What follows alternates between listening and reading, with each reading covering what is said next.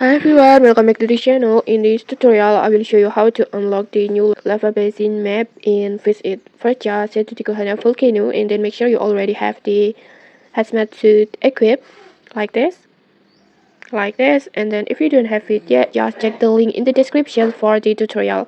And then next, just enter the volcanic cavern like this.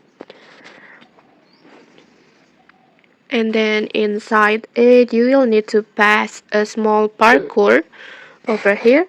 Over here, just do parkour a little bit on here, and then after that, once you reach on other side like this, you will see a huge locked door like this, and behind this door is lava basin.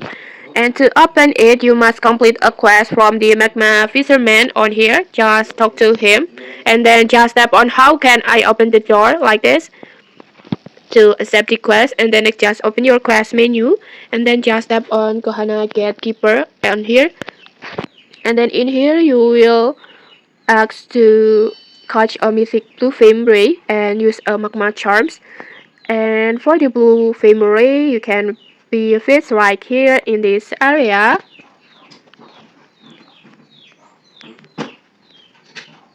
Like this, you must get this fish, so just keep fishing on here until you get it.